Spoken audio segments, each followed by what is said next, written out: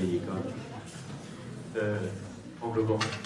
Je suis très heureux donc, de vous accueillir ce matin pour notre seconde session, celle qui n'a pas bougé, puisque originalement le programme, effectivement, hier après-midi n'était pas destiné à cette émission de bachelor, mais c'est des événements qui nous ont conduits à réagir, comme nous savons réagir, à la réunion donc, de la butte de 9 octobre. Nous avions jugé que le premier programme qui portait autour de la FCA n'était plus urgent à traiter. En tout cas, relevé lui-même d'ailleurs de la problématique du bachelor, et j'avais pu assister hier à un débat. En revanche, celui-ci avait été conçu et imaginé de longue date. J'avais eu le plaisir, l'avantage d'entendre les deux premiers orateurs, la Vallée et Fabien Nebel, qui viennent respectivement de Havre et de Tours, mais qui collaborent régulièrement. Chef de département, ancien. Mais on le reste toujours. Département GE2I, au colloque, donc je l'ai entendu au colloque d'Haguenau sur la FCA, et j'avais été très séduit, impressionné par la présentation, donc je leur avais tout de suite demandé en fin de séance s'ils voulaient bien venir à Quimper. Donc c'est un rendez-vous qu'on a pris au mois de juin. Voilà. Merci d'être venu.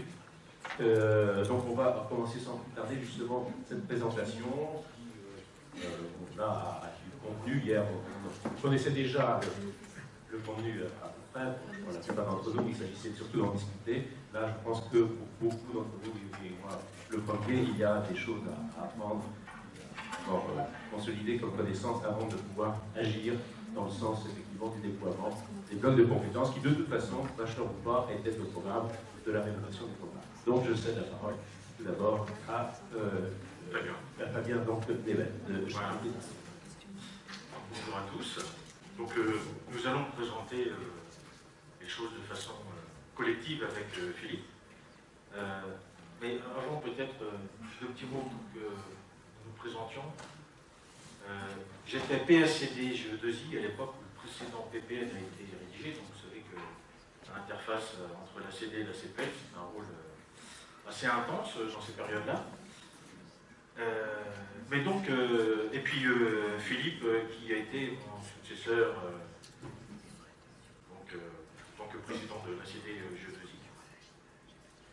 Et dès l'instant où nous avions rédigé le PPN précédent, nous nous sommes dit, puisque la rédaction en termes de compétences dans les modules, etc., c'était quand même franchement pas une réussite, on commence à réfléchir et à écrire le prochain PPN tout de suite. Et là, c'était pas forcément une bonne idée, parce que quand on a commencé à lancer les débats, on s'est rendu compte qu'en fait, on n'y connaissait rien, et vraiment rien du tout, en termes de compétences. Parce que chacun y allait de sa petite expérience, de sa vague connaissance. En fait, on avait tous des définitions différentes, et ce qui fait qu'au final, c'était impossible qu'on arrive à construire quelque chose tous ensemble. Donc on a retrouvé les manches et on s'est dit qu'on va aller se renseigner un peu partout. Et en fait, la seule différence avec vous, c'est qu'on a commencé peut-être un peu plus tôt à se renseigner là-dessus. Mais nous ne sommes pas des spécialistes des compétences depuis plus de 5 ans, 6 ans, c'est ça. C'était simple 2013, mais pas 2013 que nous avons avancé sur le sujet. Alors je dis ça parce que nous étions intervenus en TC, à la CDTC au mois de juin, je ne sais plus, il y en a certains qui étaient présents à Valence. Et nous sommes intervenus l'après-midi, le lendemain matin on a fait une petite session pour la réponse à des choses qui semblaient pas forcément claires. Et puis au dernier moment, il y a une personne qui dit mais vous êtes qui? Nous on est des enseignants de l'IUT. Ah bon, mais vous n'êtes pas du ministère. Et là, grand soulagement. Ah bon, ça va, on n'est pas obligé de le faire alors. Le problème, c'est que si on venait juste de passer 2 demi-journées à expliquer que l'obligation de décliner les formations en bloc de compétences, c'était justement quelque chose qui est dans les tuyaux depuis très longtemps, puisque ça date de 2014. Alors, et que de toute façon, c'est pas quelque chose qui est au choix, c'est simplement quelque chose qui est indispensable. Juste une petite diapo pour rappeler que ça y est, on y est. Il y a des choses qui commencent à se figer. Et alors, ça c'était les points principaux qui avaient été présentés par l'ADUT, ça 3 semaines à peu près. Ouais. Il n'était pas fait mention des blocs de compétences dans cette première communication. Je trouvais ça assez surprenant de ne pas rappeler que les blocs de compétences étaient une obligation, mais enfin, ben, on ne va pas passer de temps là-dessus parce que vous en avez largement débattu hier. Néanmoins, tout ça, ça trouve son origine dans des objectifs qui sont connus et reconnus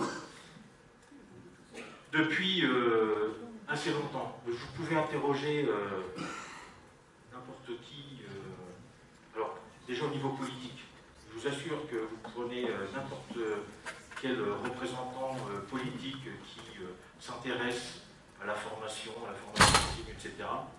Ces objectifs-là, quel que soit le bord politique, étaient énoncés. Toutes les communications émanant du ministère font état de la même chose depuis plus de 2 ans. Puis juste d'avoir la curiosité d'aller voir tous ces documents.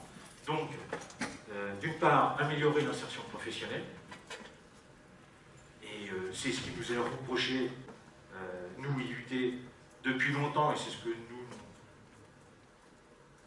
ne voulons pas forcément entendre, prétexte que, oui, on n'a pas la main dessus, etc. Mais c'est une réalité. Donc il faut aussi comprendre, écouter ces messages-là pour essayer d'y apporter une réponse. Améliorer la réussite des étudiants. Et pourtant, là encore, souvent j'ai des réactions, non, mais nos étudiants ont réussi chez nous. Oui, mais enfin, je fais partie de la CPN, les évaluations des départements, mais les taux de réussite des bacheliers technologiques, c'est souvent autour de 30%. Est-ce qu'on peut appeler réellement ça faire réussir des étudiants? Alors, ce n'est pas des facteurs qui sont simples à gérer, parce que nous ne sommes évidemment pas les seuls responsables, entre guillemets, de cette situation. Mais nous avons néanmoins un rôle pour essayer d'améliorer cette réussite des étudiants. Et puis, améliorer la formation tout au long de la vie. Et ça, c'est quelque chose qui est arrivé et de façon massive. Il y a une réelle volonté politique de rendre plus visible cette formation tout au long de la vie. Parce que les métiers évoluent et il y a un besoin qui est identifié par rapport à ça. Alors, encore une fois, ce n'est pas nous qui l'avons inventé. Hein. Ça, c'est ce qu'on a récupéré de toutes les informations qui émanent du ministère depuis 2 ans. Et pour répondre à tout ça, souvent, il est fait mention du bloc de compétences. Alors, le bloc de compétences, ça ne va pas être le remède à tout, comme ça, facilement, mais c'est simplement un outil dont il faut essayer de comprendre d'où il vient et comment on peut l'articuler pour donner du sens, finalement, à nos formations et pour essayer de répondre du mieux possible à ces objectifs pour qu'on soit encore crédible vis-à-vis de nos instances. Tu veux ajouter quelque chose, Philippe? Non? Encore. Alors, parlons de la définition du bloc de compétences. Ça, c'était une lettre qui avait été envoyée. Prends le micro.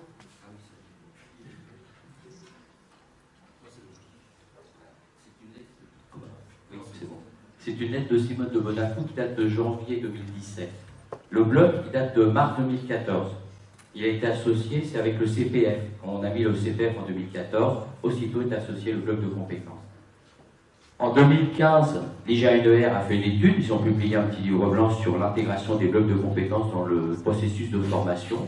Et on s'aperçoit que même déjà, bien avant 2014, l'Autriche travaillait déjà comme ça. Donc si vous voulez, c'est pas quelque chose de nouveau. Au début, on pensait que c'était franco-français. Mais pas du tout, hein. Il y a déjà la notion de bloc de compétences. Puis il y a aussi une volonté européenne, hein. La mobilité des gens. L'Europe, il faut des équivalences. Donc si vous voulez, c'est un point important. Et donc, Simone de Bonafou se rappelait dans sa lettre de 2017, elle disait, voilà, les blocs de compétences, tous les diplômes devront être écrits en blocs de compétences. Et ça va permettre, parce que si vous regardez en 2017, quelques années auparavant, 2013, toutes les formations devaient être évaluées par une approche compétences. Donc toutes les universités, l'HERES, demandaient quelles sont les compétences de vos diplômes, comment avez-vous décliné vos diplômes en termes de compétences, et ça c'est une volonté de l'Europe. L'Europe qui a rappelé à toutes les universités européennes que les diplômes devaient être déclinés en termes de compétences. Et ça remontait des accords de Bologne. Les accords de Bologne, on a pris ce qui nous intéressait, mais on n'a pas regardé. Et tout ça, vous voyez, il y a un historique, ça ne vient pas aujourd'hui. Tiens, il y en a qui s'est levé le matin, puis s'est dit, oh, bah tiens, bloc de compétences. Non, non. Il y a toute une histoire qui justifie qu'on arrive aujourd'hui à une approche compétence, à des blocs de compétences, et que le ministère du Travail a pris en charge ça. On pourrait dire qu'il a quasiment imposé à l'enseignement supérieur les blocs de compétences. Parce que ça, l'intitulé, le descriptif, il vient du ministère du Travail. Alors, petite remarque au passage, dès que vous avez une question, vous n'hésitez pas. Hein. On ne va pas vous faire un monologue comme ça pendant plus d'une heure. Non. Vous nous interrompez et s'il y a des choses qui ne sont pas claires, bien sûr, nous essaierons d'y répondre. Nous essaierons. Il ne faut pas dire que nous ayons réponse à tout. Donc ça, c'est la définition des ensembles homogènes et cohérents de compétences contribuant à l'exercice autonome d'une activité professionnelle. Un bloc de compétences est certifié, il donne donc lieu à une évaluation et une validation. Et la validation du bloc, c'est on l'a ou on ne l'a pas. C'est pas on l'a à 100%, 50%, non, on l'a ou on ne l'a pas. Et c'est un accès progressif et multiforme au diplôme professionnel, en distinguant des parties de certification bien distinctes qui vont figurer sur les fiches RNCP. Alors, on a été voir justement un petit peu les deux lois les plus récentes qui nous intéressent. On s'intéressait donc à la loi ORE pour l'orientation et la réussite des étudiants, avec l'arrêté licence qui est sorti il y a 2 ans, qui découlait, et puis la loi pour la liberté de choisir son avenir professionnel. Et ce qui est intéressant, c'est la proximité dans la rédaction entre ces deux lois, avec donc des objectifs qui font état pour les deux de passerelles, d'avoir des possibilités de choisir des parcours, d'accompagnement, etc. Et ce qui est valable pour le monde du travail est aussi valable pour le monde universitaire. Et nous avons l'habitude, à l'université, de rentrer dans une formation, et puis on rentre après le bac, on fait une licence, et puis on est parti dans un tube qui dure 3 ans, et on sort tous les étudiants qui sont entrés par ce tube sortent tous par le même tube, enfin ceux qui ont réussi, ils ne sont pas tant que ça non plus, et ceux qui ont réussi sortent par le même tube au bout de 3 ans. Et ça, c'est une image que nos responsables ne souhaitent plus pour nos formations. Il faut diversifier les parcours, il faut individualiser les parcours, et il faut être en capacité, finalement, de proposer des choses qui soient diversifiées à chaque étudiant. Alors ça, c'est une volonté... après ça, quand on reçoit ça, on se dit, mais comment est-ce qu'on peut faire? C'est pas forcément simple. Pour être précis, c'est la loi ORE de juillet 2018. C'est très important, la flexibilisation, ça a d'abord été touché, c'est les licences générales, un certain nombre d'articles. Il y a bien la notion de contrat qui n'a pas une valeur juridique, mais on prend en compte le projet personnel et professionnel de l'étudiant. C'est l'article 5 de la loi pour les licences générales que vous retrouvez dans la proposition de décret pour la licence professionnelle. Donc on a fait un focus sur l'étudiant pour la réussite de l'étudiant. Il n'y a aucune valeur juridique, mais on doit prendre. Et les universités aujourd'hui mettent en place des référents, des structures, du tutorat pour justement amener l'étudiant. Et il y a des appels à projets qui sont faits en avril 2019 du ministère qui dit voilà, qu'est-ce que vous proposez pour la flexibilisation? Il y a de l'argent qui est mis en place, beaucoup d'argent. De l'argent, mais toujours quand on fonctionne par appel à projet, c'est bien pour lancer quelque chose, puis de la pérennité de ce qu'on met en place après, c'est bien la difficulté sur ce mode opératoire. Donc quand on regarde un petit peu la façon dont ces deux lois sont sont rédigés. On va retrouver des termes un peu concomitants avec des spécificités de part et d'autre. Chez nous, universitaires, on va parler de formation et de diplomation. Du côté du monde du travail, on va surtout s'attacher à avoir des certifications professionnelles. Ce qui intéresse les entreprises, c'est d'avoir des gens dont on peut certifier qu'ils sont capables de remplir certaines tâches, j'ai pas dit avec certaines compétences, mais bien d'être capable d'exécuter certaines tâches, et c'est pas la même chose que d'avoir un diplôme. Et un étudiant, de façon générale, et la société de façon plus complète, est quand même encore extrêmement attachée à la notion de diplôme. Et ça, c'est une force que nous avons, c'est d'être capable toujours de proposer de la diplomation, j'espère, et en même temps, on nous force un petit peu à faire de la certification. Et c'est quand même un avantage par rapport à des organismes qui ne pourraient proposer que de la certification professionnelle. Donc on parle de parcours de formation d'un côté, d'accès à la certification. Nous avons des référentiels de compétences. Donc ensuite, liés au bloc de compétences, nous avons des référentiels d'activité, de compétences et d'évaluation. Ça, c'est vraiment ce que l'on doit trouver dans un bloc de compétences. Donc évidemment, comme ça vient du ministère du Travail, eh bien, ça apparaît clairement dans la loi. Et puis, ce que je disais tout à l'heure, des parcours individualisés d'un côté, des parcours adaptés de l'autre, donc toujours de la flexibilité. Avec des passerelles, et puis apparaissent ces blocs de compétences, clairement, c'est écrit dans la loi. Alors on parle de blocs de compétences et connaissances. C'est pas un hasard si j'ai mis d'un côté bloc de compétences et connaissances et de l'autre bloc de connaissances et compétences. C'est vraiment écrit tel quel dans la loi, et on sent bien toute l'importance historique que l'on peut attacher à ce genre de choses d'un côté ou de l'autre. Et puis alors oui, quelque chose d'important, c'est tout ce qui est fait mention à la qualité. Alors on pourra peut-être y revenir après quand on en parlera un peu plus finement de ce que l'on peut mettre dans les blocs de compétences. Mais il y a vraiment une notion de qualité par rapport à ça, et de la validation par France Compétences, avec des audits dans l'avenir, c'est ce qui est prévu, qui pourront être réalisés, et les formations qui afficheront quelque chose, qui diront quelque chose qu'elles ne réaliseront pas concrètement, eh bien verront leur accréditation annulée. Et derrière, quand on a une accréditation d'annulée, ce sont toutes les accréditations du même établissement qui sont annulées. C'est assez conséquent quand même derrière. Donc on a intérêt à faire quand même un travail de qualité.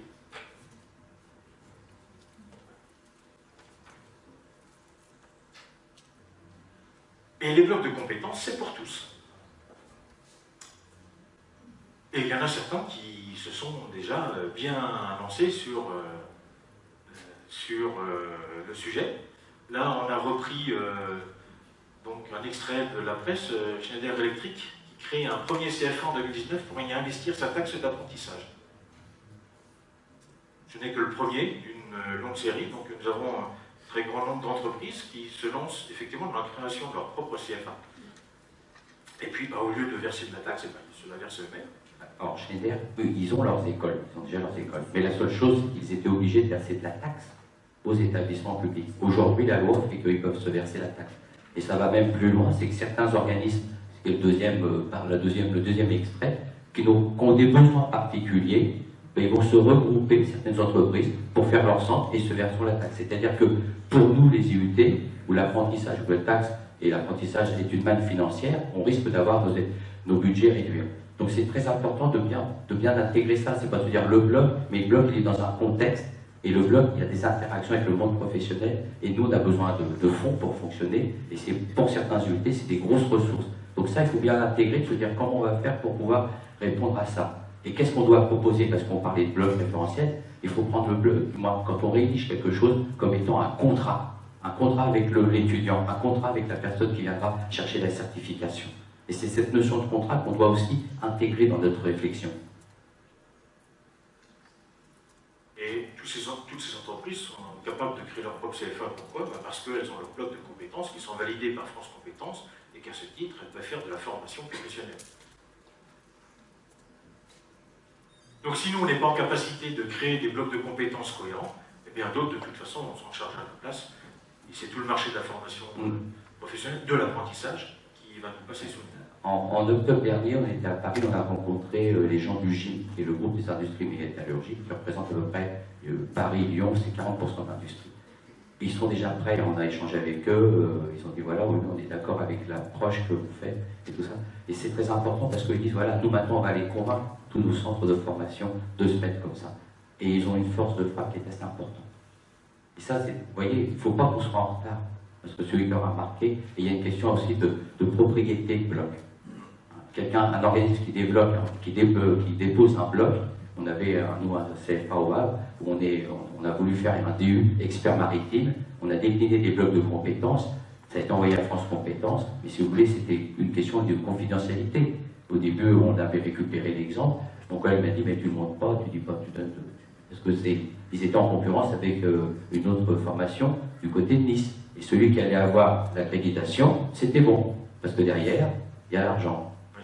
Donc, le bloc, après ça, pour l'instant, les blocs auront comme support de formation. Donc, pour l'instant, les formations sont de droit éligibles à France Compétences. Je dis bien pour l'instant. À l'avenir, ça ne sera plus le cas. Donc, la prochaine vague d'évaluation, il va vraiment falloir montrer une vraie cohérence à travers ces blocs de compétences. Donc, je présente cette diapo-là simplement pour rappeler que ça date de novembre 2015. Ça, c'était envoyé, enfin, c'est une information qui sortait de l'inspection générale de l'administration de l'éducation nationale et de la recherche, novembre 2015. Vous voyez que ça fait un moment, le ministère s'intéresse à ça, il déploie de l'information. Et vous pouvez me dire depuis quand l'adulte s'intéresse à ça? Vous ne pouvez pas moi non plus.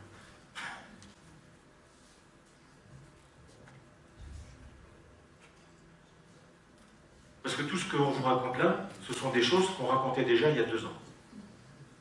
Donc on aurait pu déjà commencer à déployer de l'information au sein du réseau, déjà depuis 2 ans. Enfin bref, passons. Oui.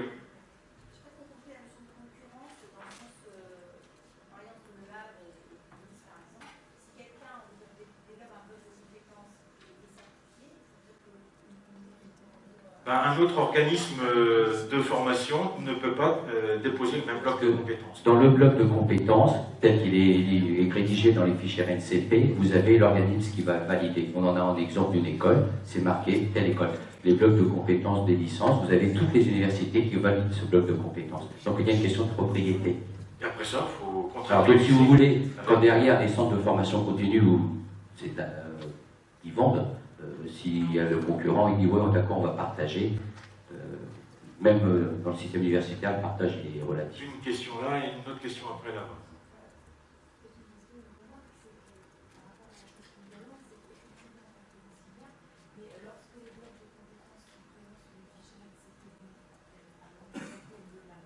Oui. Tout à fait. Peuvent développer et mettre en œuvre les blocs de compétences qui sont associés à cette formation. Donc, effectivement, concurrence il y a là du coup avec les établissements qui ne seraient pas universitaires. C'est ça. Et entre nous, universités, je pense qu'on a tout intérêt à développer une synergie sur une même mention. Peut-être que certains peuvent proposer certains blocs, d'autres blocs, parce qu'on sait aussi qu'en termes de moyens humains, forcément, on en parlera tout à l'heure, il faut mettre des choses en place. Donc, concurrence est probablement au niveau des universités plutôt synergie, je pense. De toute façon, on a tout intérêt à travailler en synergie au sein des universités plutôt qu'en concurrence, ça c'est certain. Il faut que tout le monde en soit convaincu. Ouais. Question aussi? C'était à peu près la même remarque pour dire que voilà, les fiches notamment les faits sur les diplôments LLB, sont maintenant des fiches RNCP nationales. Oui, tout à fait. Par la DGSI. Donc, effectivement, la difficulté que nous avons pu connaître, c'est pas comment construire nos blocs, c'est comment faire rentrer nos blocs dans les blocs qui étaient déjà parus sur la fiche nationale. Oui, parce qu'il y a des choses qui sont sorties du chapeau. Tout à fait. C'est plus pour la rendre finançable, parce que le financeur derrière, il va le contrôler, il n'est pas professionnel du secteur d'activité, c'est pas son demande, et il va juste mettre en miroir les choses et dire c'est ça, c'est le bloc de la liquidité sur la fiche nationale. Précision importante. Merci. Donc, les blocs de compétences, ça c'est aussi une diapo qui est issue d'une communication du ministère. C'est quelque chose qui doit permettre, qui est un outil de dialogue pour l'orientation, permettre la réussite des étudiants, enfin améliorer en tout cas la réussite des étudiants de façon générale, et permettre plus facilement l'insertion professionnelle et rendre visible la formation tout au long de la vie. Donc il y a des choses importantes aussi en termes de mobilité européenne. Dès l'instant où on décline quelque chose en termes de compétences, il y a un dialogue qui est plus facile avec les autres universités européennes qui, pour certaines, sont très en avance sur cette formalisation. Pour certaines, et après ça, c'est comme partout, elles sont plus ou moins en avance. C'est comme en France, parce qu'il y a des universités en France qui sont très en avance aussi sur cette déclinaison en bloc de compétences.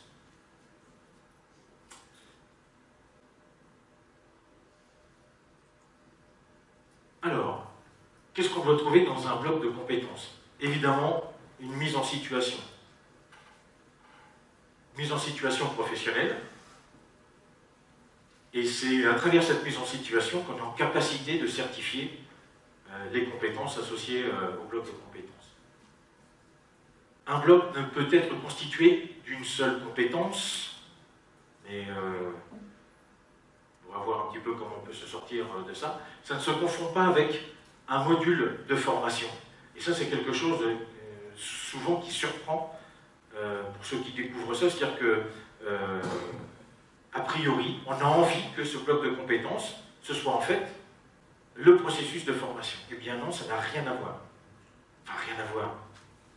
L'objectif, c'est justement de construire le bloc de compétences et que le processus de formation soit justifié pour permettre d'atteindre ces compétences pour nos étudiants. Mais ce n'est pas la même chose. Il y a d'une part la certification de la compétence qui est décrite dans les blocs de compétences, et il y a d'autre part le processus de formation qui, lui, peut être propre à chaque établissement qui va préparer à la certification de cette compétence. Surtout, il y a aussi quelque chose qui est important, c'est que ça doit renvoyer à des activités professionnelles, mais jamais à un métier. Ça, c'est écrit et rabâché dans toutes les communications de France Compétences. Et puis, il y a une granularité qui doit être en adéquation avec le diplôme. C'est-à-dire que, évidemment, la compétence, le bloc de compétences qui est associé à un diplôme de type BEP, ce n'est pas la même chose qu'un diplôme de type bachelor universitaire technologique ou un diplôme d'ingénieur. Donc il y a bien une granularité ici à prendre en compte, et je suis quelquefois obligé de rappeler à certains collègues que nous ne formons pas des ingénieurs. Et il y en a qui ont toujours un peu de mal avec ça. Bon, alors il serait peut-être temps qu'on donne cette définition de la compétence, parce qu'on parle des blocs de compétences, ok, donc ça vient du ministère du Travail, mais la compétence, donc, c'est un savoir-agir prenant appui sur la mobilisation et la combinaison d'une variété de ressources internes et externes, permettant de répondre à une problématique dans un contexte professionnel. Ça, c'est la définition de Tardif. Les définitions, vous allez en trouver d'autres. Grosso modo, on va retrouver les mêmes termes, quel que soit celui qui va donner la définition, alors qui va être teinté par l'environnement duquel il provient, etc. Mais Philippe, tu veux peut-être nous en dire un peu plus? Oui, parce qu'il y a plusieurs noms qui circulent. Il n'y a pas longtemps, si vous avez été au JPP Grenoble, il y a eu M. Coulet qui était venu. Il y a aussi Romainville, Perronneau, Le Botat. Donc tous ces gens-là, ils ont fait leur définition. Mais comme par exemple, si on prend le temps de regarder Coulet et Tardif 2006, lui, il a vraiment travaillé du côté, je dirais, formation, enseignement. Coulet, il est plus dans les neurosciences. Mais quand on regarde, on retrouve des mots communs et on s'aperçoit que la combinaison, la mobilisation de ressources pour répondre à un objectif, on a à peu près la même chose. C'est tout simplement qu'il y a une question culturelle ou une question de domaine professionnel ou domaine de recherche qui va différencier je dirais, le vocabulaire dont la personne fera usage. Mais globalement, en plus, en juin, il y a une lettre du ministère pour répondre à des questions. Le ministère dit on peut considérer que la définition de tardif pourrait faire référence pour la construction des diplômes par une approche compétence. Donc si vous voulez, prendre tardif, c'est pas être à côté de la réalité, c'est un petit peu ce qui est l'État. Et tardif accompagne beaucoup. Et je pense que l'adulte a dû signer avec Marianne Poumé, comme M. Loïc vous en a parlé hier. Donc ils se sont engagés. Marianne Poumé, elle a fait des travaux. Donc elle est belge, de Liège. Elle a travaillé et en 2000, ils ont co-rédigé un livre avec Tardif, Georges, et donc ils ont tout simplement s'est inspiré beaucoup des travaux de Tardif. Quand on consulte, il a lire, c'est peut-être pas un grand mot, quand on consulte ce qu'elle a écrit, c'est du moins certains parties, parce que Tardif a contribué aussi à la rédaction de ce livre, on s'aperçoit que beaucoup de choses viennent des recherches de Tardif, du livre de Tardif qui avait été édité en 2006, dans lequel lui redéfinit vraiment dans une granularité très fine la notion de compétence et de tous les éléments qui constituent une compétence. Donc si vous voulez, il y a une cohérence. Donc je pense que dire on pourrait faire le BETEF ou aller faire couler, ce serait peut-être partir sur une mauvaise voie. Mais donc il faut faire un choix. Et travailler en compétence, il faut avoir une définition commune. Parce que si on commence tous, comme le collègue l'a dit, la première réunion qu'on a eue, on avait tout à être écœuré.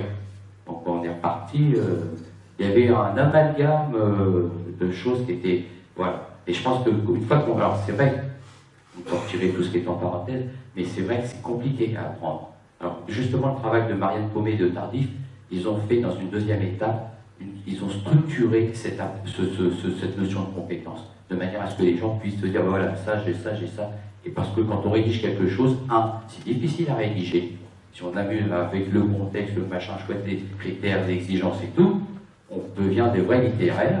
Après, on tombe sur des problèmes de mots, le choix des mots, tout ça, ça va être très compliqué. Puis après, une fois qu'on l'a rédigé, on l'a bien compris, et quand on l'a fait lire aux autres, ben, ils s'en vont en courant, parce que des mots, c'est ça, ben, je m'en vais, je ne fais pas.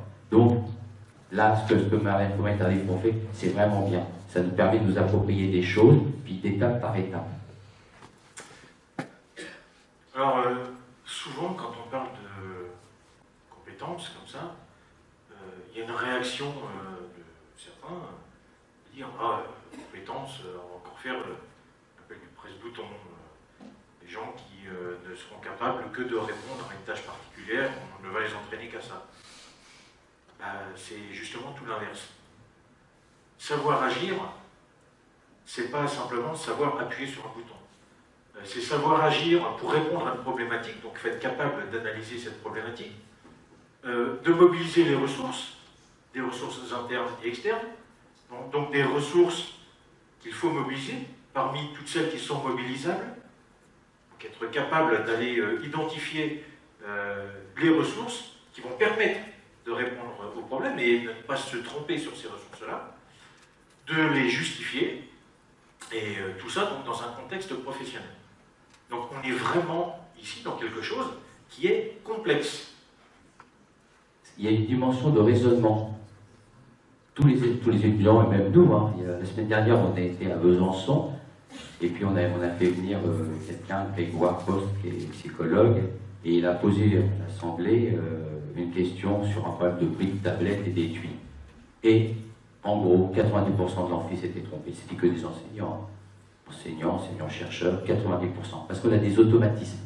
Et l'étudiant qu'on reçoit aujourd'hui, il a été formaté avec des automatismes. De plus 2 égale 4. Et dès lors qu'on voit plus, il y avait un problème d'analyse, de raisonnement à construire, l'étudiant ne le fait pas. Et donc, vous voyez, on rentre dans des conflits cognitifs qui sont en fin de compte difficiles. Il faut faire des efforts. Et l'étudiant, le propre de l'individu, c'est pas de faire d'efforts. Donc, on répond rapidement. Et donc, si vous voulez, c'est tout ça la compétence. C'est que la compétence, on n'est pas dans l'automatisme, on est dans la réflexion, la construction de raisonnement. Et ça demande beaucoup, et on n'y arrive pas. On ne peut pas dire que le développement de la compétence, il est graduel. On ne va pas avoir des gens, des experts. Ne croyez pas qu'au bout de 2 ans ou de 3 ans, vous aurez des experts dans votre spécialité. Non, vous aurez des gens qui seront capables de faire des choses à un niveau. Et puis au cours de leur carrière, ils deviendront très bons. Et peut-être ils deviendront même meilleurs que vous. Donc c'est ça qui est important, de prendre ce que pourrait être une compétence. Oui. Là où ça c'est la définition qu'on va aujourd'hui, mais est-ce que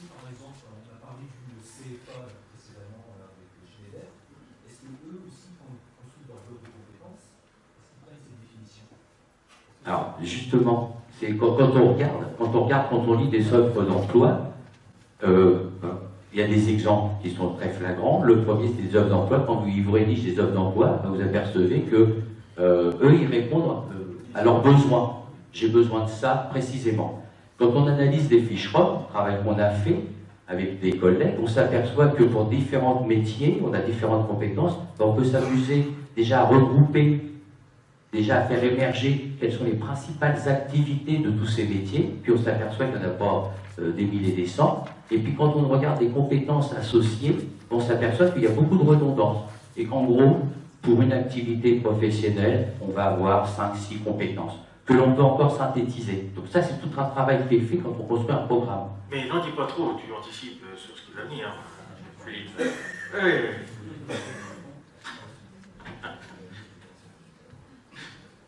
Bien. Alors, une compétence, on l'a dit, c'est complexe. Donc c'est tout ça. C'est intégrateur et combinatoire, relatif et développemental, conscience et évolutif, insécable, contextuel, transférable. Ce sont toutes ces notions qui sont intégrées dans la notion de compétence. Et aussi, ce que vous entendez souvent, ça intègre le sens de l'efficacité, de la communication, l'adaptabilité, le sens du collectif, la créativité, l'initiative, l'empathie, ce qu'on appelle soft skills, et ce que certains voudraient faire passer comme des compétences transversales. C'est quand vous regardez, que vous allez sur Internet, vous tapez soft skills, en gros, vous allez avoir différents... Il y a même des gens qui vont écrire des articles et tout. Vous regarderez, entre autres, ils disent les 12 compétences, 12 importantes. Et quand vous regardez, nous, on est en formation, comment on va évaluer l'efficacité dans notre champ professionnel? L'autonomie. Regardez, l'esprit critique, comment vous allez le matérialiser, comment vous allez pouvoir dire, bah, toi tu as un esprit critique. Quand vous regardez ce que c'est un esprit critique, ça va se décliner en une analyse, une évaluation, une synthèse. Donc des mots-clés où ça fait beau, on est content. L'efficacité, moi je sais pas, je peux être efficace dans quelque chose qui n'a rien à voir avec mon métier. On forme, on est une formation, on est un organisme de formation avec des objectifs à atteindre. Et on va former des gens et on va devoir leur faire prendre conscience qu'ils sont efficaces à travers leurs activités professionnelles. Donc vous voyez, quand je parlais de contrat tout à l'heure, il va falloir leur mettre des indicateurs. Tu es efficace ou tu ne l'es pas. Et ça, c'est très important. Et c'est aujourd'hui, les professionnels, eux, ce qu'ils disent, voilà, il faut qu'ils soient adaptables.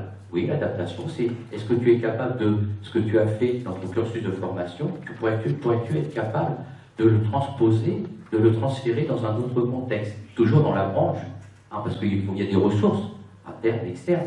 Est-ce que tu es capable? C'est pour ça, vous voyez, si on rentre dans un détail un petit peu plus profond, on va parler de ressources mobilisées et de ressources mobilisables, qui sont liées au contexte. J'ai des ressources, je liste, j'en ai plusieurs, il y en a certaines que je vais mobiliser pour répondre à une problématique dans un contexte, et d'autres que j'aurais pu mobiliser, qui sont mobilisables mais qui ne répondent pas au contexte. Donc il y a toute cette démarche intellectuelle qui fait que, vous voyez, la compétence, elle est complexe dans ce sens. Et donc, on peut tout simplement, tout ce qui est soft skills, l'empathie, se mettre à la place des autres. Quand on travaille en équipe, bah, c'est ça l'empathie, c'est de savoir, bah, tiens, un exemple, tu es malheureux, bah, je vais pleurer avec toi, c'est pas ça. C'est de comprendre pourquoi tu es malheureux et qu'est-ce que je peux faire. Et vous voyez, bah, c'est la même chose dans la démarche professionnelle. Il est bon. Alors, communication, compétences transversales. Eh ben non. Eh ben non. La communication, elle est intégrée à une compétence complexe qui répond à une activité professionnelle, à une situation professionnelle, et donc elle est intégrée dans cette situation professionnelle. Mais ce n'est pas quelque chose qui doit être hors sol.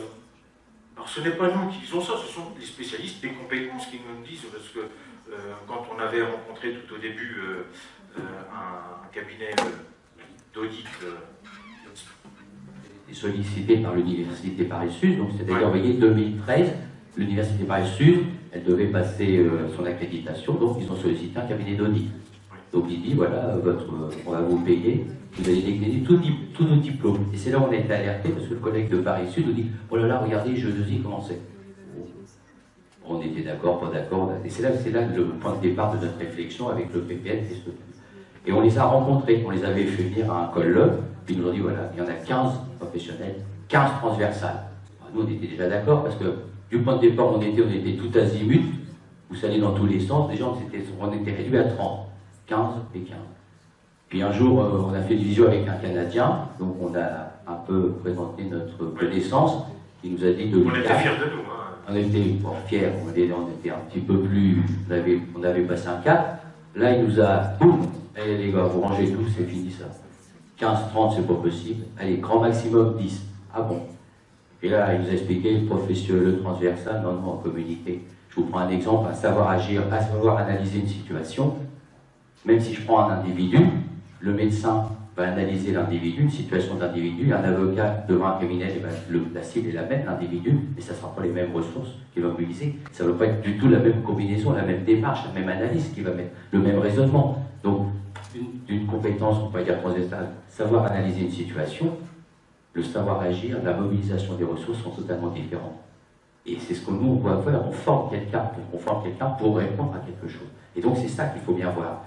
Par contre, on peut avoir des acquis apprentissage, donc plus bas, transversaux, qui sont les points de départ qui nous permettent de construire justement ceci. Pour rédiger un rapport professionnel, j'ai une collègue qui me parlait un jour, elle me dit voilà, j'ai eu un juriste qui passe le FLE de niveau C. Elle me dit, mais quand il a fini de rédiger, j'ai dû prendre le dictionnaire. Puis je dis, je suis même sûr que tu avais des phrases que tu ne comprenais pas. Ah ben, il dit, bah oui, parce que je dis, bah, tu vois pas, communiquer, rendre un rapport, c'est pas faire un rapport, c'est pas transversal, parce qu'à un moment donné, il va parler de son métier. Puis toi, c'est pas ton métier. Donc tu vas pas comprendre grand-chose. Puis tu vas évaluer quelque chose que tu n'as pas trop bien compris. Hein, puis quand vous regardez l'écrit de FLE, parce qu'on est un peu gratouillé un petit peu les trucs, je dis, bah en gros, c'est un peu moyen. Parce qu'on me dit, oui, mais tu peux avoir de l'expérience. Je dis, oh, d'accord, tu as l'expérience. Et si vous voulez, c'est ça qu'il faut faire. C'est derrière la compétence, il y a tout le processus d'évaluation qu'on va mettre en place. C'est des contrats. Quand je vous parle de contrats, les Canadiens travaillent beaucoup avec des contrats. Ils ont des plans de cours, je peux vous garantir, c'est des vrais contrats comme si vous signiez un crédit. Hein. Tout est détaillé. Hein. Il y en a qui font 12, 15, 20 pages. Hein. Le prof qui a rédigé ça, il faut vous dire, c'est bon. Hein. Mais il faut savoir que le plan de cours, s'il ne le respecte pas, devant le droit administratif, il perd. Un étudiant qui constate qu'il y a une défaillance dans son cours qui ne correspond pas au plan de cours, et au tribunal administratif, il perd. C'est le directeur du génie. Donc vous voyez, il y a, donc derrière, sans aller à l'extrême, en gros, voilà, il faut penser à ça. Alors, c'est amusant quand on dit ça sur les compétences transversales, ben, ça n'existe pas. Ben, souvent, les gens disent, ah non, ça fait 10 ans qu'on nous bassine comme quoi les compétences transversales, et d'ailleurs, les précédents PPL étaient rédigés comme ça, c'est-à-dire que nous avons en communication un programme selon les semestres qui a été rédigé de la même façon pour toutes les spécialités. Et on nous a bien dit, bah, c'est transversal. Et en parlant de compétences, puisque l'objectif en 2013 déjà, c'était de travailler en termes de compétences. Ben oui, ben, c'est ce qu'on nous dit depuis un certain temps, mais on nous mentait. Vous vous rendez compte? On nous mentait. Alors après ça, des fois on se dit, quand même, bah non, c'est pas vrai. Parce que ça nous plaît cette notion de transversalité pour la communication, etc. Ah oui, mais il faut arriver à se défaire de ça. Parce que tous les spécialistes, et là il y a une unanimité de ces spécialistes qui travaillent sur les compétences, disent bien, mais non, la compétence transversale, ça n'existe pas. La compétence, c'est quelque chose qui est lié à une situation professionnelle, à un contexte, donc il faut à tout prix que ce soit contextualisé dans cet objectif de contexte professionnel. Massot.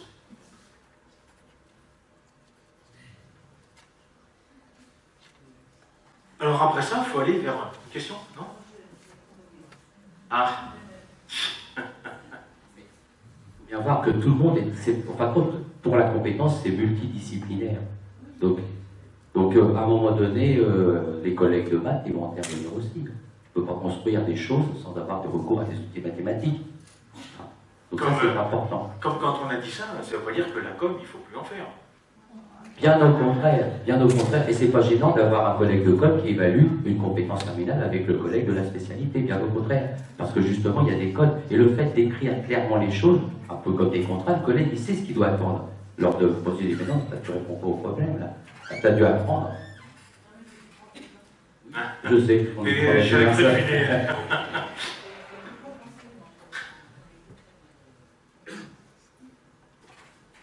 Alors, référentiel de compétences. Alors, bon, l'objectif. Je vais être provocateur. J'ai lu dans un référentiel, un PPL de COP, où ils avaient marqué l'estime de soi. Et donc, on avait nous, ça, des collègues belges avec qui on travaillait sur la compétence, mais comment vous matérialisez ça? L'estime de soi. Voilà. Et c'était marqué compétence. Et donc, vous voyez, c'est très important de voir derrière ça, c'est comment je vais l'évaluer. Si c'est des belles phrases, bon, on déclare des mots, hein. Des fois on rédige des choses, on s'est fait plaisir. Et quand on regarde, ça ne veut pas dire grand-chose. Puis en plus, c'est pas exploitable. Donc ça, c'est très important. Voilà, c'est ça. Donc pourquoi un référentiel compétence? L'objectif, c'est bien d'avoir une meilleure lisibilité, de donner du sens,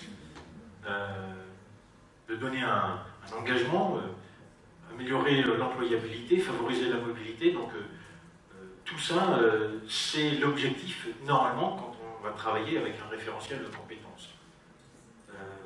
Il y a déjà des endroits où c'est mis en place, hein, et avec des outils qui ont permis de mesurer effectivement ce que ça pouvait apporter sur ces termes-là. Et le fait est que ça apporte, hein, parce que c'est comme souvent on met des choses un peu nouvelles en place. Donc tout de suite, la réaction, c'est de dire « Attendez, ça marche, c'est efficace, ça améliore quelque chose ». Donc, à un moment donné, il faut que ceux qui mettent en place ces choses-là soient en capacité de prouver que oui, ça améliore certaines choses. Et c'est ce qui a été fait en particulier en Belgique. Hein. Il y a des organismes certificateurs extérieurs aux formations qui sont venus réaliser des audits par rapport à ce qui était réalisé auprès des étudiants qui suivaient de processus différents. Et il a été prouvé que ça améliorait effectivement tout ce qui a été cité en haut. Donc, il faut écouter ça, il faut l'entendre. Alors qu'on n'a pas demandé non plus la façon dont on travaillait avec cette approche très matière, en ajoutant des matières, on n'a jamais demandé à prouver que c'était efficace. Et pourquoi est-ce qu'on le prouverait, puisque de toute façon nous on est passé par là et que ça nous a permis de réussir, donc c'est que c'est efficace. Voilà, donc la difficulté c'est que c'est pas forcément efficace pour tout le monde de la même façon. Donc vous voyez à peu près les clés importantes, les principales idées de ce que va apporter un référentiel, une approche par compétence. En bas, il y a le portfolio. Alors le portfolio, un petit mot, le portfolio c'est l'outil. C'est comme la clairolette au plombier. Maintenant, qu'est-ce qu'on met dans le portfolio? La seule chose, c'est tout ce qu'on va faire, tout l'accompagnement, parce que la semaine dernière, il y avait des journées référents PPP à Besançon. On a soulevé ce problème-là. Donc, vous voyez, on peut penser que le PPP, qui est quand même quelque chose qui est l'ADN des IUT, qui est déjà bien repris dans les universités. Ils font la même chose, certaines universités font la même chose que nous. Donc, il faut qu'on soit meilleur maintenant que les universités. Et donc, cette notion, vous voyez, de suivre l'étudiant tout au long de sa progression, c'est très important. Si on raisonne en termes de compétences, justement, on va faire un accompagnement de l'étudiant pour lui faire prendre conscience de ce qu'il fait, des activités qu'il mène, comment il les a réussies. Donc, vous voyez, quand on parle de la compétence, il y a la notion réflexivité de l'action, sur l'action, c'est-à-dire comment j'ai fait et quelles sont les preuves, quelle est l'authenticité qui va prouver que j'ai vraiment réalisé. Parce que derrière ça, quand il ira sur le marché du travail, il apportera son portfolio qui est l'outil. Et attention, parce que là j'ai vu quelqu'un qui a fait une présentation où il a fait un portfolio, Karuta, on s'en fout que ce soit Karuta, Mahara ou Tartampion, peu importe, mais c'est la manière dont on va le formaliser, où c'est en gros, si vous voulez, on va cocher des cases. Ben, toute cette phase réflexive de prise de conscience de l'étudiant, d'analyse personnelle, elle est totalement retirée. Et si c'est cocher des cases, c'est comme les enquêtes, je m'en fous, je coche. Donc ça, non, il faut faire très attention dans la notion du portfolio qu'on pourra mettre en place. Il faut qu'il y ait cette phase réflexive de la part de l'étudiant avec un accompagnement. Marianne Poumé et d'autres, ce qu'avons parlé bien avant, c'est des séminaires de traces. C'est-à-dire qu'on invite l'étudiant à réfléchir sur les actions qu'il a menées, sur les activités qu'il a menées au cours de son processus de formation. Et de lui dire, voilà, est-ce que tu penses avoir atteint cette compétence? Qu'est-ce qui te manque? Tu ne l'as pas atteint? Pourquoi tu ne l'as pas atteint? Vous voyez, que toutes ces questions. Et si tu l'atteins, quelles en sont les preuves? C'est très important ça. Parce qu'au moins, on rend un étudiant qui saura se vendre. et qui aura compris pourquoi il a fait ce processus de formation. On donne du sens. Et indirectement, on peut, vous voyez, éviter d'envoyer des étudiants, nous, on va parler, en école d'ingénieur, dans des petites écoles, parce que ça fait bien d'avoir un titre d'ingénieur. Et en fin de compte, on n'a pas forcément la carrure pour porter le costume d'ingénieur. Mais on fera un boulot de technicien. Vous voyez, c'est ça. Et derrière, c'est aussi de lui dire, bah, écoute, t'es prêt? Là, il y a la FTLV, qui n'est pas encore très ancrée dans notre culture, mais la formation tout au long de la vie, elle a un rôle à jouer là-dessus. Et puis, il sera peut-être obligé, parce que demain, justement, l'intelligence artificielle pourra retirer pratiquement 80% de certains emplois vont disparaître. Donc, il faudra qu'il ce qu'on appelle de la mobilité horizontale, qui se reforme. Il y a de la mobilité verticale dans laquelle il monte en compétences, et la mobilité horizontale, où il y a une réorientation professionnelle.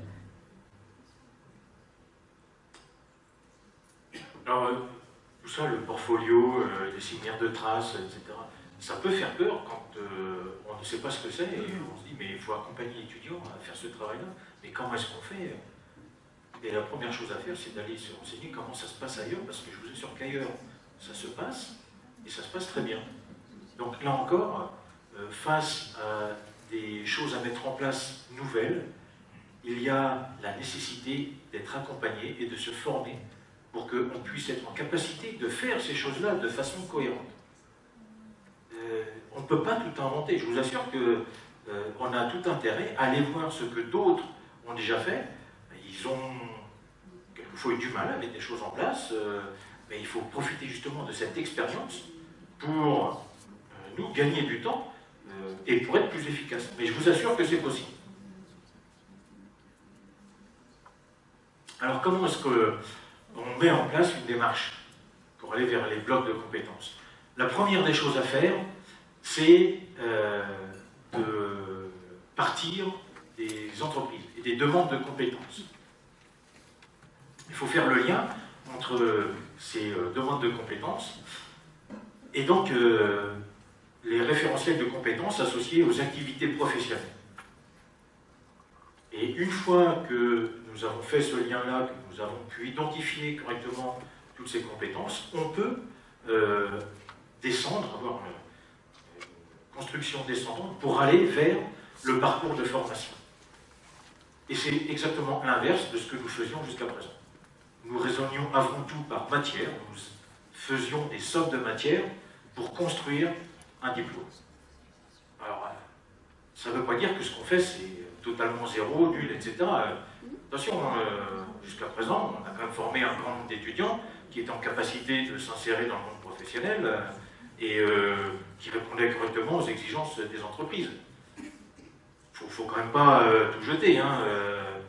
De toute façon, en procédant de cette façon-là, en partant vraiment des activités professionnelles pour redescendre, ne vous inquiétez pas, vous allez retrouver à 95% des activités pédagogiques que vous faites en ce moment.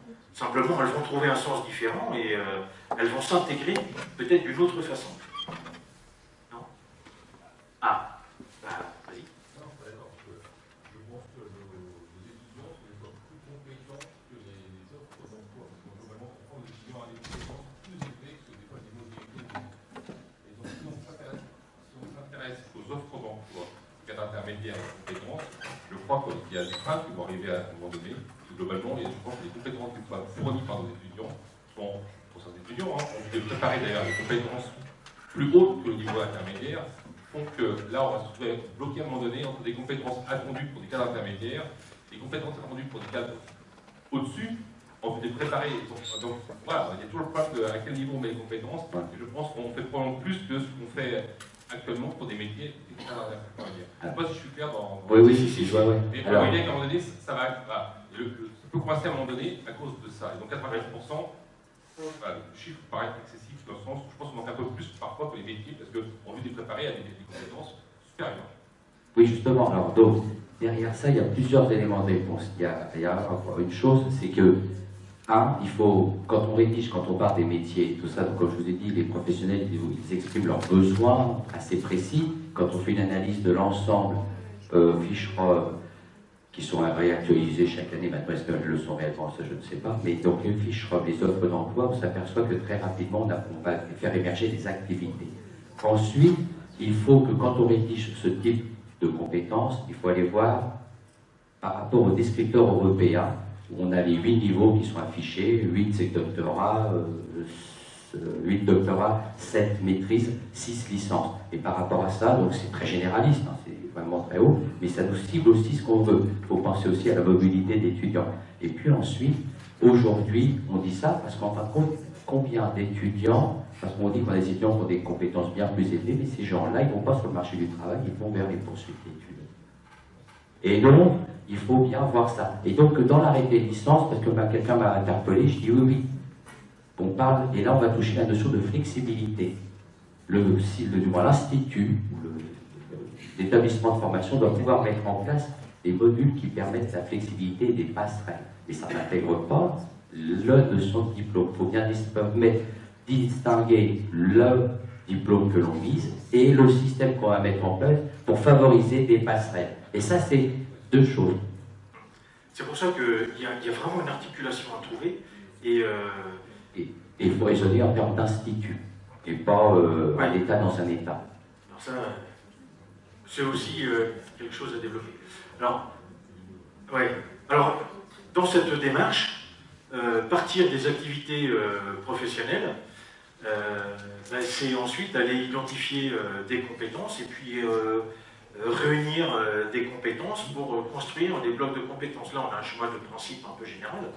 Des blocs de compétences, ça peut être l'association de compétences qui proviennent d'une même activité, mais ça peut également être des compétences qui sont croisées pour construire un bloc de compétences qui ait du sens. Donc ça, c'est un principe général. Après ça, il faut réussir à mettre ça en place.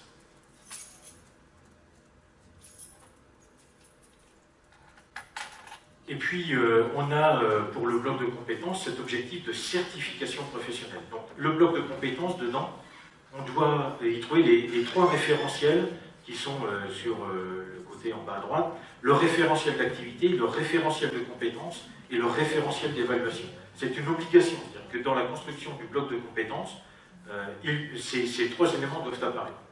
Alors, vous verrez que sur les fichiers RNCP, quelquefois, c'est pas clair. Les blocs de compétences, surtout ceux qui sont rédigés par certaines formations universitaires, c'est très flou et compliqué à mettre en place simplement avec les informations qui sont présentes. En gros, c'était les compétences des diplômes qui ont été un petit peu reformalisées et mis à l'arrache dans des blocs. Et par exemple, si vous recherchez, ils ont mis blocs, compétences et modalités. Ils ont synthétisé. Bon, il faut se mettre à la place de la personne. Ils sont deux pour faire ça. Ils ont les masters à faire, les licences, on a eu l'opportunité de les rencontrer. Elle dit bien, c'est un premier jet. Maintenant, à chaque personne, à chaque spécialité, de prendre en charge cette rédaction. Donc on parle bien ici des validations des compétences et des connaissances, aussi, acquises, nécessaires à l'exercice d'activité professionnelle. Bien, hein, avec la finalité, cette finalité d'activité professionnelle.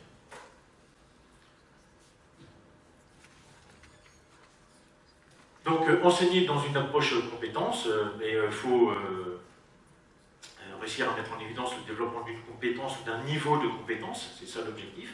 Et pour ça, on va s'appuyer sur la planification de la formation, l'orchestration des situations d'apprentissage et la détermination des ressources internes qu'il faut mettre en place. Alors, les ressources externes, hein, c'est ce que l'on va chercher à côté, donc ça, il faut aussi apprendre à aller chercher ce type de ressources et à être capable de les analyser pour pouvoir les utiliser. Et donc, dans cette démarche qui a été développée par Marianne Poumet, Tardif et Georges, qui sont les signataires aussi du livre que nous avons utilisé en référence, très très bien, je vous le conseille, hein, sincèrement, tapez organiser la formation à partir des compétences Poumet, Tardif, Georges, vous allez tomber sur la référence du livre sur lequel nous nous sommes appuyés, et vous allez voir, c'est vraiment clair, c'est une aide importante pour construire ça. Donc on part des compétences. Une fois qu'on a identifié ces compétences, pour un bloc de compétences, on a les savoirs agir. À partir de là, il faut essayer d'en retirer les critères d'exigence. C'est ce qu'on va appeler les composantes essentielles. Dans le cadre des responsabilités suivantes, et là, on va identifier des situations professionnelles qui correspondent à ce savoir-agir. Dans des contextes de plus en plus complexes, là, on va faire apparaître la notion de niveau de développement, qui nécessite la maîtrise des apprentissages critiques suivants. Donc là, on a vraiment les apprentissages critiques qu'il va falloir évaluer pour qu'on soit en capacité de certifier la compétence